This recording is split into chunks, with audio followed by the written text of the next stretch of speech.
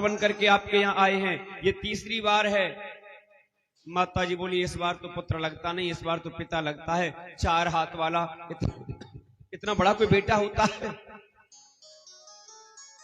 बताओ आपको गोदी में कैसे ले, बताओ आपको प्यार कैसे करें?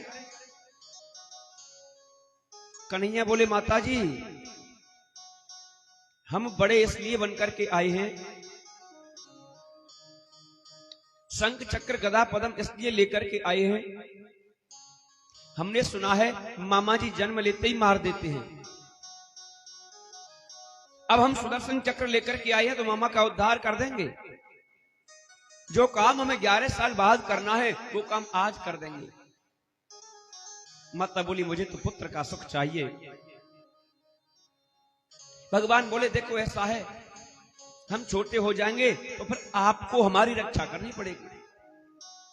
वसुदेव जी बोले महाराज हम आपकी रक्षा कैसे करेंगे? बोले मुझे गोकुल पहुंचाना, और गोकुल में गोकुल के जो नंबरदार हैं, जो राजा हैं, वो नंद बाबा हैं, और उनके यहां यशोदा के गर्भ से एक कन्या ने जन्म लिया है। उस कन्या को लाकर के आप कंस को सौंप देना। बोले महाराज एक बात बताओ, गोकुल जाने की तो बहुत दूर की बात है, हमारे तो हाथों में हथकड़ी लग रही हैं, पैरों में बेड़ी लग रही हैं, हम कैसे जाएंगे?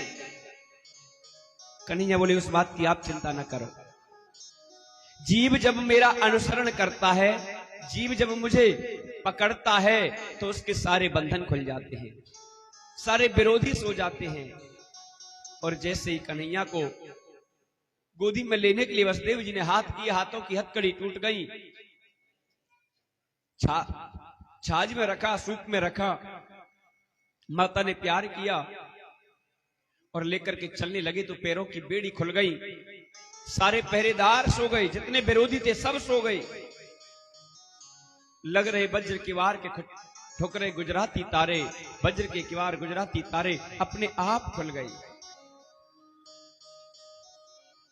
मथुरा की नगरी पर योग माया ने पहरा दे दिया, समस्त मथुरा नगरी को योग माया की नींद में सुला दिया। मंदी मंदी जलधारा लेकर के यमुना जी को पार करके और वसुदेव जी गोकुल पहुंच गए। कहां पहुंच गए? गोकुल। गोकुल में नंद बाबा के महलों में मैया यशोदा ने एक कन्या को जन्म दिया। रात्रि में उस कन्या को लेकर के और भगवान को सुला दिया, कन्या को लेकर के आ गए।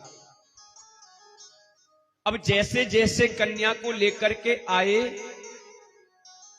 जैसे आगे बढ़ते जाएं पीछे से सब जगते जाएं। समस्त मथुरा नगरी जग गई, जेलों में अंदर प्रवेश किया, तारे लग गए, फाटक लग गए, हथकड़ी बेड़ी लग गई, कंस के पहरेदार जग गए। किसी ने पूछा महाराज ऐसा क्यों हुआ? जब भगवान को लेकर के गए तब तो सब बंधन खुल गए। सुखदेव जी कहते हैं राजन, जीव जब संसार को छोड़ करके और भगवान का अनुसरण करता है तो उसके सभी बंधन खुल जाते हैं, सब विरोधी सो जाते हैं। लेकिन जब जीव भगवान को छोड़ करके माया का अनुसरण करता है, माया को पकड़ता है, तो भैया उसके सब विरोधी जग जाते हैं और फिर से सभी बंधन बंध जाते हैं। वसुदेव जी भगवान को छोड़ करके आए और माया को लेकर के आए। जीव जब भगवान को छोड़ करके माया को पकड़ता है तो बंधन में बंध जाता है। कंस को पता लगा कि 8वां हो गया, कन्या ने रुदन प्रारंभ कर दिया।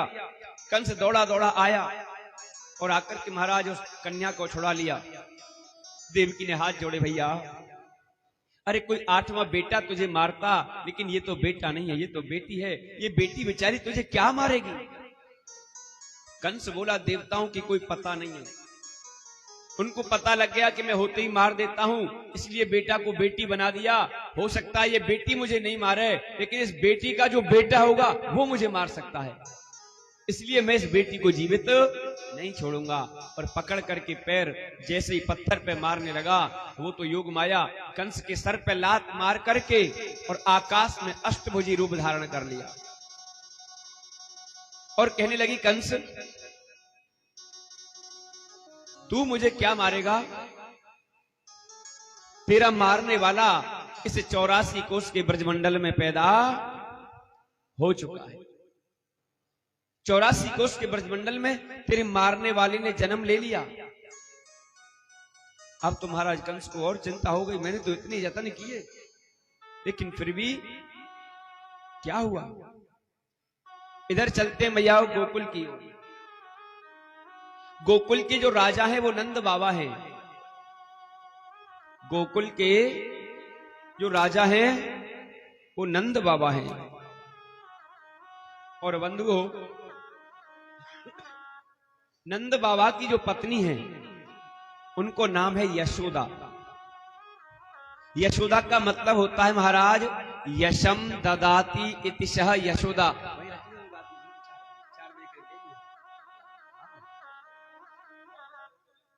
ना कोई बात नहीं रखना। हाँ, बोली वृंदावन बिहारी लाल की जय। हमारे गिरिराज महाराज भी उतावले हो रहे हैं आने के लिए, बोले हम तो आएंगे।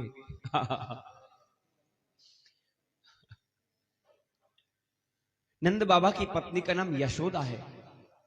महाराज मैया की उम्र है 80 वर्ष की और बाबा की उम्र है 75 वर्ष की। नंद बाबा है 75 के और मैया यशोदा है 80 वर्ष की, 80 साल की। अब बोले महाराज बाबा तो छोटे लगे, मैया बड़ी लगे। हाँ महाराज, मैया बड़ी है। हमारे ब्रजमंडल में कहते भैया जाकी बड़ी बहू बाकी बड़े भाग्य। बड़ी बहू तो बड़े भाग्यंते मिले महाराज, लेकिन इनके कोई संतान नहीं है। बहुत दुखी, समस्त ब्रजमंडल दुखी कि देखो हमारे नंद बाबा की कोई संतान नहीं है। समस्त ब्रजमंडल यदि पूजा करता है तो मन्नत केवल एक मांगता है कि हमारे नंद बाबा की कोई संतान हो जाए, मैया यशोदा की कोई संतान। अब 75 वर्ष की उम्र में भी चाह रहे हैं कि नंद बाबा के बालक हो जाए। 80 वर्ष की मैया हो गई, फिर भी ब्रजवासियों के मन में यह भावना है कि मैया के कोई लाला हो जाए। महाराज अनेक अनुष्ठान करवाए, अनेक जप तप संयम यज्ञ दान पुण्य बहुत किए, लेकिन कोई संतान नहीं हुई।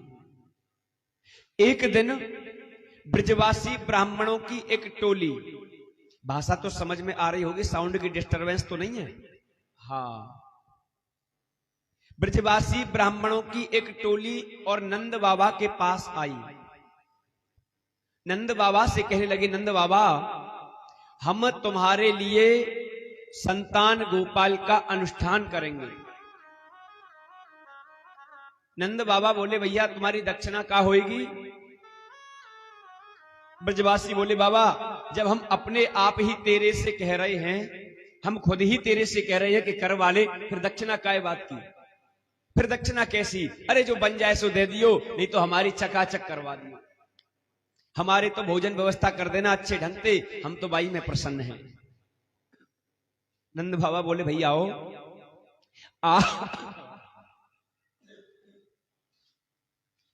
आप ये अनुष्ठान गौशाला में करो, वहां किसी प्रकार की कोई परेशानी, कोई दिक्कत, कोई आवागमन नहीं है। और गौशाला में जब ये प्रोग्राम करोगे तो खाने पीने की चिंता करने की आवश्यकता नहीं है। मेरे यहां 9 लाख गाय हैं और 9 लाख गायों का बहुत मक्खन मेरे यहां होता है। घी की कोई कमी नहीं रहने दूंगा। खाने पीने की चिंता मत करो और दक्षिणा की भी चिंता मत करना। जो भगवान कहेगा वो दक्षिणा भी मिलेगी। तो बंधुओं, नंद बाबा के यहां अनुष्ठान प्रारंभ हुआ और नंद बाबा की अनुष्ठान प्रारंभ हुआ। सभी ब्रजवासियों ने बड़े भाव के साथ में भगवान का भोग बना में, प्रसादी बना में, लड्डू चूरमा बाटी बना में और भगवान के सामने रख दे में और भोग लगा में और महाराज भगवान का भजन करें। एक दिन किसी चुगलखोर ने और नंद बाबा से शिकायत कर दी अरे नंद बाबा, ये ब्रजवासी तेरा भजन नहीं करते, ये ब्रजवासी तेरा पाठ नहीं करते, ये ब्रजवासी तो आपस में हैं चक माल बनाते हैं, चूरमा बाटी दाल बनाते हैं और खाते हैं, ये